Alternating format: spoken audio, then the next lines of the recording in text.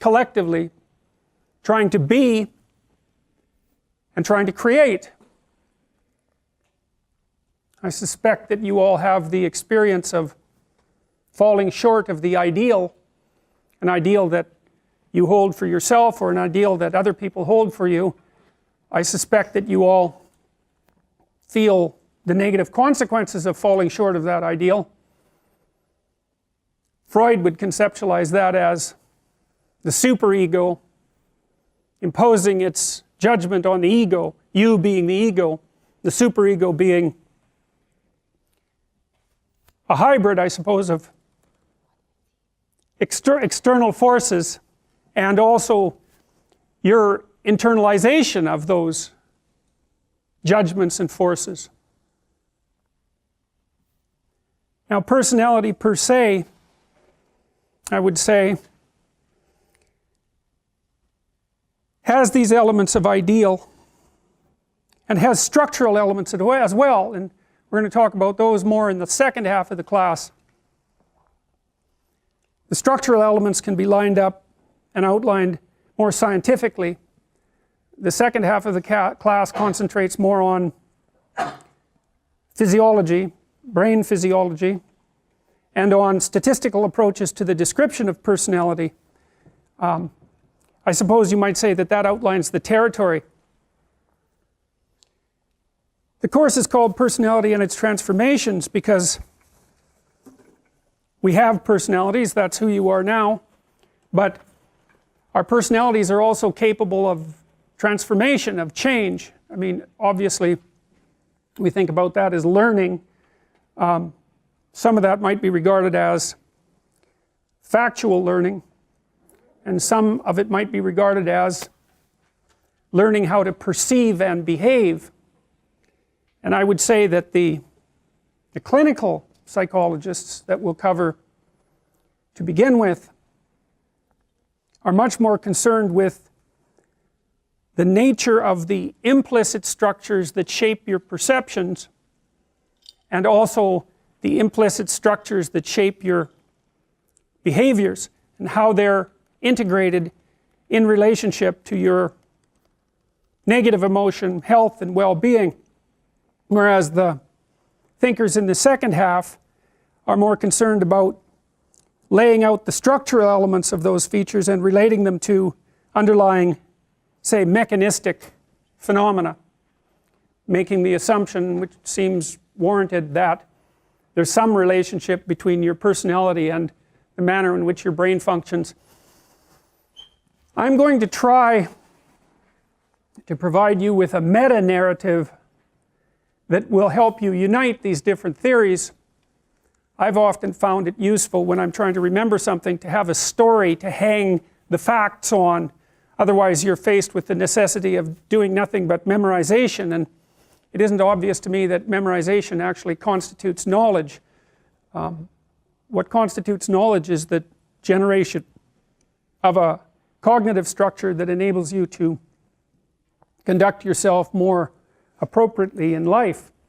And so I suppose you might say that a course in psychology, you could argue that a course in psychology, especially in personality, is a course in applied wisdom as well, assuming that wisdom is in part your capacity to understand yourselves so that you don't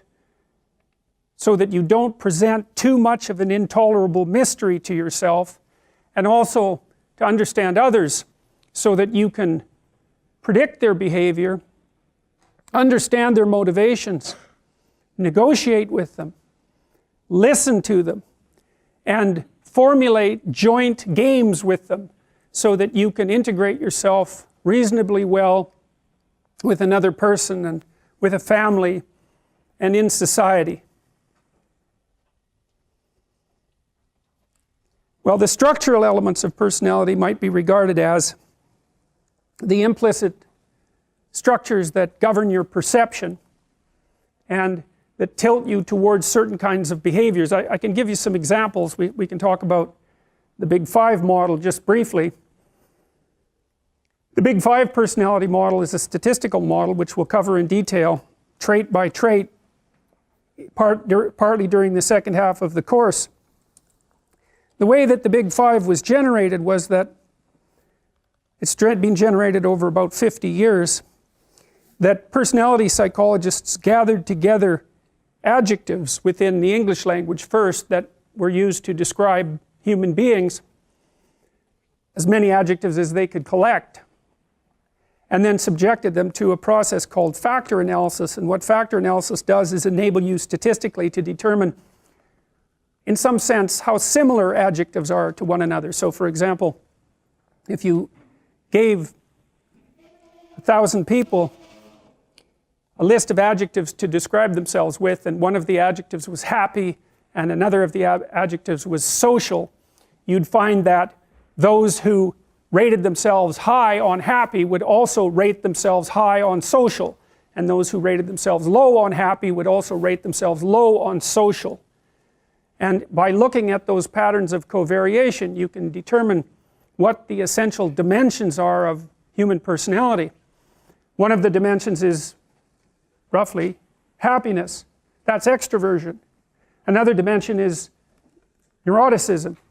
It's a negative emotion dimension. So if you ask someone if they're anxious and they score high, say on a scale of 1 to 7, they're also likely to score high on another item that says that they're sad. And it turns out that negative emotions clump together, and so that people who experience more of one negative emotion have a propensity to experience more of all of them.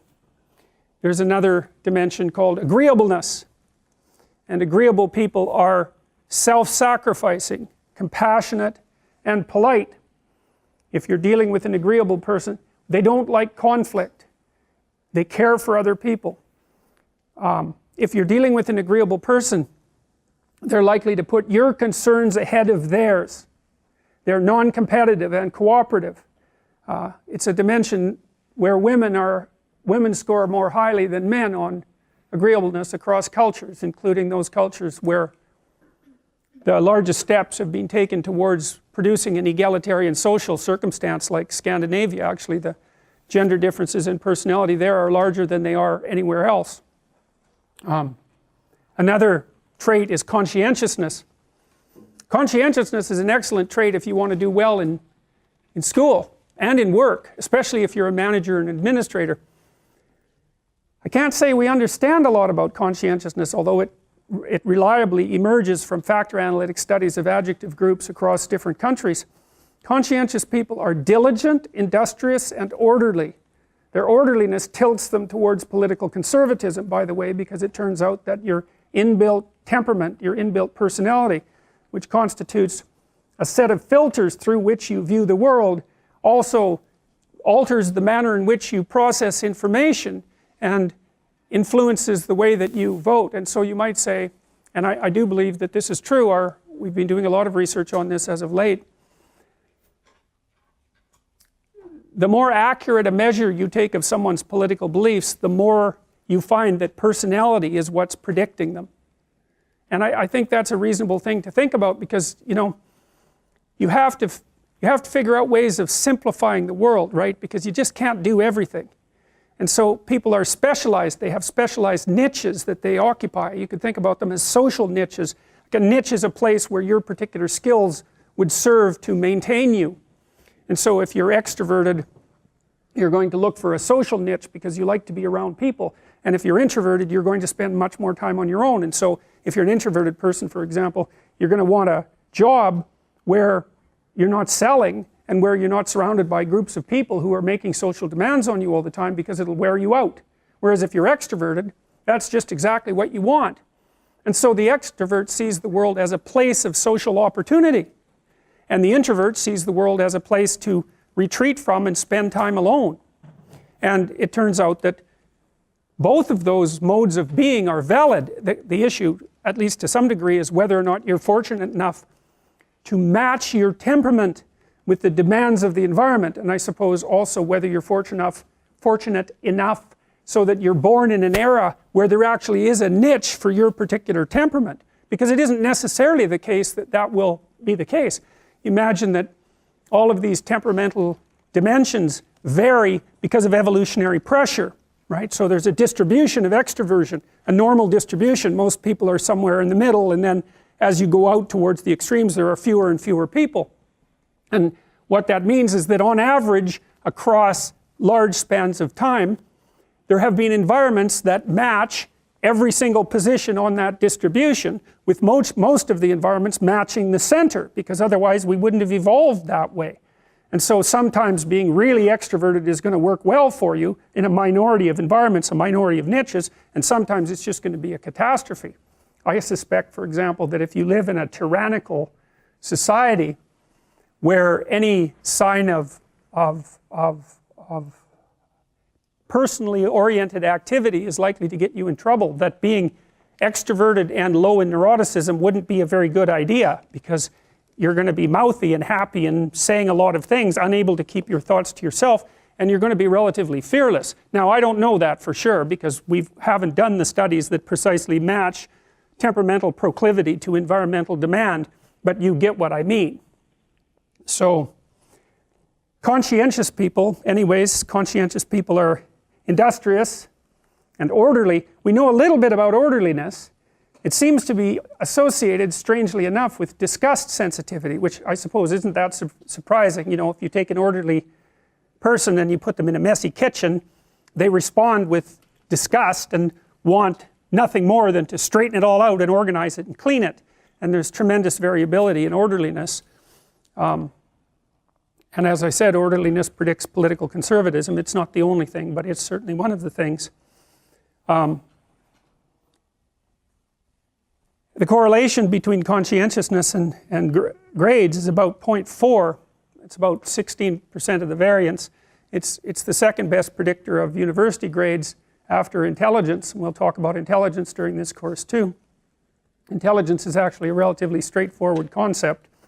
I don't think I'll get into it today, but conscientious people, their industriousness and their orderliness makes them schedule their time. So they make efficient use of their time. They use schedules and that sort of thing. We haven't been able to figure out anything about the underlying biology or psychology of industriousness. We've tried really dozens and dozens of tests attempting to find a laboratory measure on which industrious people do better, and we failed completely. And there's no animal models of industriousness either. And so I would say it's a great mystery that remains at the heart of trait psychology. And maybe it's a human-specific category, you know. I mean, you can think of sled dogs maybe of being industrious, and maybe sheepdogs and animals that work like that, but of course they've been trained by human beings. So, but it isn't obvious that animals are industrious the same way we are. I mean, industriousness involves sacrificing the present for the future, something like that. And it seems like you have to be able to conceptualize time in order to sacrifice the present for the future. One of the things that I would recommend that you do as students in this course, and maybe in every course, speaking of industriousness, is come up with a plan of attack for the course and use a scheduler. You know, if you treat your university career like a full-time job, you're much more likely to succeed. And if you keep up on the readings and you keep up on the essays and all of that, then you're much less likely as well to fall into despair when you get too far behind.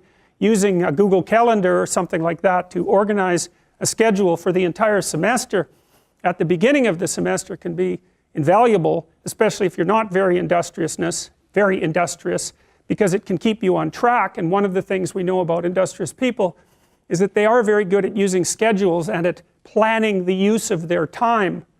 And so I would like to say that you should all be smarter, but I don't know how you could be smarter. We don't know anything about how to improve intelligence, and I suppose we don't really know anything about how to improve industriousness either, but I can tell you that people who are industrious come up with a strategy for solving the problem that's ahead of them, and then they do whatever they can to stick to the strategy. And so, for example, if you sat down today or tomorrow for a couple of hours, 3 hours, and you filled in a Google Calendar, whatever you happen to use, with a strategy for studying, and a list of when all your assignments are due and all of that, and when you're going to sit down and study, then you won't be in a position where you have to cram for 10 hours a day hopelessly right before, you know, an important exam. It's also a very ineffective way of studying, by the way. I mean, first of all, people who cram for 10 hours say they're studying for 10 hours, but they rarely are because, well, I can't study for 10 hours. I don't have the power of concentration that would enable me to do that for that prolonged period of time. I can manage about 3 hours of intense intellectual activity before I'm pretty done. And it's also the case that if you study and then sleep and then study and then sleep and then study and then sleep, you space it out, then you're much more likely to remember. It's also much more likely that you're much more likely to remember if you try to recall the material, and so highlighting and that sort of thing isn't very useful, but reading, closing the book, summarizing what you've read without opening the damn book, that's useful. And the reason for that is that you're practicing remembering, and that's what you have to practice. If you're practicing memorization, you have to practice remembering. You don't just go over the thing over and over. That'll help you with recognition memory, but it won't help you with recall memory. Anyways, the last trait is openness. Openness is a creativity trait. It's also associated with intelligence, in that intelligent people, and I'm speaking technically of IQ, tend to be higher and tend to be more creative, which is hardly surprising. Creative people are more likely to be liberal politically, by the way. They like novelty, they like aesthetics, they like fiction, they like movies, they like art, they like poetry. There's something about them that grants them an aesthetic sensitivity, and that's an inbuilt trait. And it's not the case, by the way, that everyone's creative. In fact, far from it. We've used the Creative Achievement Questionnaire to measure people's creativity. I'll talk to you about that later in the class. And the Creative Achievement Questionnaire takes 13 dimensions of creativity, so, you know, writing, dancing, acting, scientific investigation, entrepreneurial activity, architectural activity, cooking, there's a handful of others, singing, etc. You know, the sorts of things that you would assume that people could be creative about. And then it asks people to rate themselves on a scale from 1 to 10 on their level of achievement with regards to all those creative domains, with 0 being I have no training or proficiency in this area, and 70% of people score 0 across the entire Creative Achievement Questionnaire. A tiny proportion of people are outliers, way out, and they're creative in many dimensions simultaneously and exceptionally creative. And it turns out, as you'll find out, that pattern, which is called a Pareto distribution, where most people stack up at 0 and a few people are way out on the creative end, characterizes all sorts of distributions, like the distribution of money, for example, which is why 1% of the people have the overwhelming majority of the money. It's a different 1% across time. It churns, and you're much more likely to be in the 1% if you're older, logically enough, because one of the things you do as you age is you trade youth for money, if you're fortunate. I don't think the trade is really worth it, but that's the best you've got. So anyways, those particular traits, you can think of those as ways that you simplify the world, right? There's lots of different places that you can act in the world, and there's lots of different ways you can look at it and survive. That's why you can be a plumber and a lawyer and an engineer, and those all work, right? Even though they're very different modes of being. And you can have different personalities and survive, as long as you're capable of finding the place where your particular filters and behavioral proclivities match the demand of the environment. And a huge part, I would say, of successful adaptation is precisely that.